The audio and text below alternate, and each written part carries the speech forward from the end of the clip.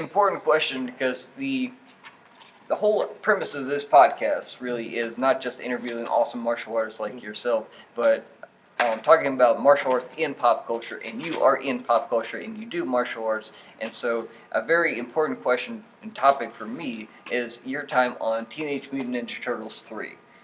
And I know about that because it's in this book, all right? But I'm not going to ask him stuff that he talked about in this book. I'm going to ask him a little bit about his time in movies and doing martial arts because it is very clear. I mean, in the credits of that film, if you watch it, they credit a guy named Pat Johnson with having done martial arts. And the thing is, I'm a fan of Pat. Pat pretty much has done the martial art choreography for every single martial art movie for the most part that came out in like the 80s and 90s. Like he was on the main fight choreographer for Karate Kid, which is he happens to be wearing the shirt from that Cobra Kai. Right. And so, yeah, exactly. So it's all comes full circle, right? And sweep the leg. Exactly. And so he's listed as having done that, but like I feel like fighting styles are like fingerprints, and when I watch that, I'm not seeing him. I'm seeing the stuff that you do. I mean, at one point there was a girl who freaking like palm heel strike a dude in the throat, and actually did a technique that I think Sandos, wherever he's at, you're right in front of me. I should see that. He actually covered that the other day, and I'm like, dude, this is like, that's straight up, that's you, and everything in there, and not necessarily his background. And so... For the Mutant Ninja? Teenage Mutant Ninja Turtles 3, they had some of the best martial art weapons work of that entire franchise. And I know, like, weapons are kind of your thing as well. And so I wanted to ask about your time, what it was like on the set, and doing that, and really kind of... I mean, I know back in the day, a lot of people who worked on movies don't get credit for it. Nowadays, you can do anything. You can step on a set and they'll give you a credit for just being there. So I know there's a lot of people that work on it, but why was it that he was listed and you weren't listed with him? Well, you know, there's a stunt coordinator and a fight choreographer. Okay, the stunt coordinator was doing stunts. Can be anything. It can be from just walking to shoving to falling against that, you know, that's a stunt.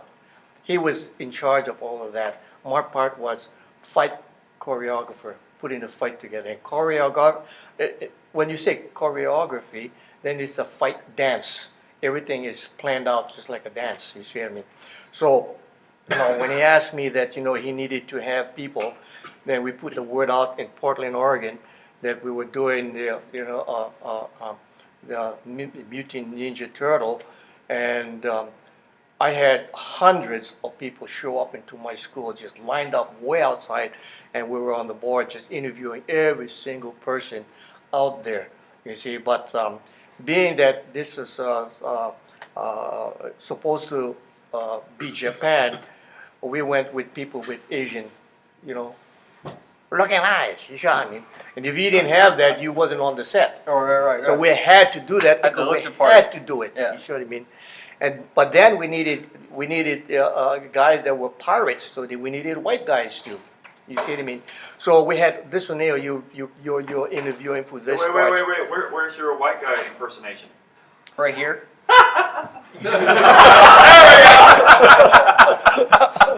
Right, so anyway, yeah, we did the interviews for the pirates, and we did the interviews for the samurai warriors and all of that.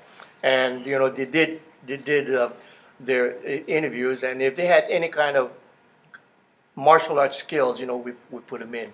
Some of them didn't have that martial arts skill, but they had the look, so we just taught them basic things because they were background action. That's all we're extras, you see what I mean? So yeah, we had a lot of fun just doing that. You know, I almost died on that one too. Yeah, you know? That's gonna lead to my next question. This is actually the first question. Is going to be about the medical experience and overcoming type of medical adversity. And if you read his book, right, he talks about how he got in an accident on set. You were trampled by a horse, right? And so, yeah. So how did that affect like your training going forward? And how did your training help with you going forward as well? Because I personally see martial arts as like extreme physical therapy. and I know I'm not alone in that. And so is that mental aspect? Is that part of Well, the it comes process? all into play. You get basic, you got your mind, body, spirit, you know.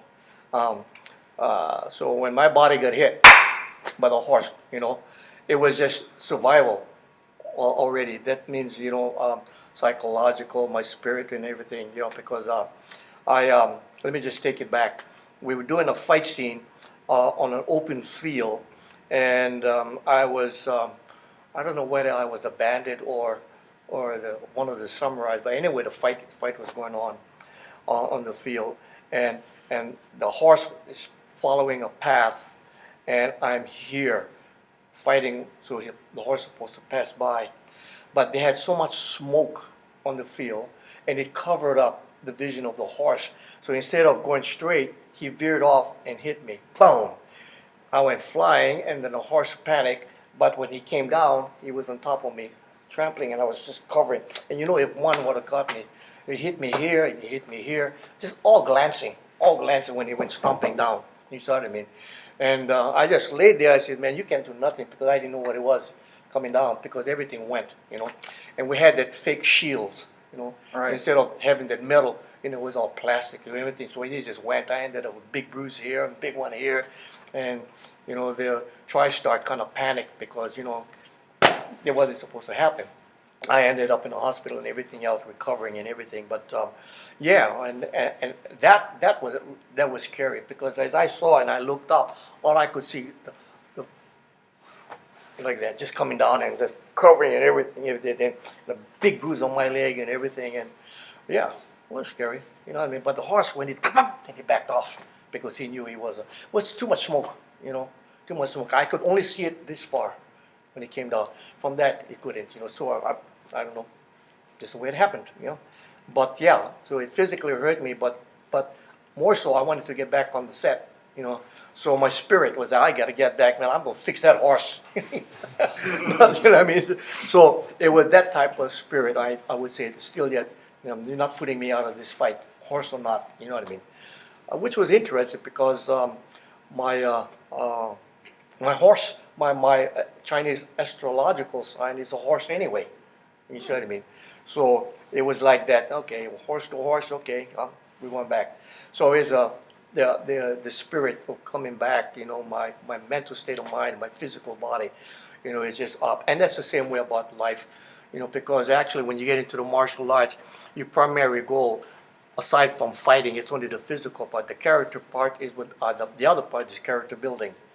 You see, how can you be a better person in yourself? Because the true person that you're fighting is, you see them every day in the morning. First thing you get in the morning, you look in the mirror, brush your teeth. When it's nighttime, same thing, you look at yourself. So you get up and you look at yourself, say, I'm going to be a good man. You go back and look at yourself at night, was I a good man? So, it's subconsciously, that's your day. By the way, guys, there's a mirror right here. Yeah, that's how I'm Yeah, kind of he's, looking. he's looking at himself, literally, as he's making that analogy. What's funny is that my Chinese symbol is a rat. So I'm like, that can trample me all the time. I'll be fine. I told you guys he's going to be doing a lot of talking. All right. My podcast. And so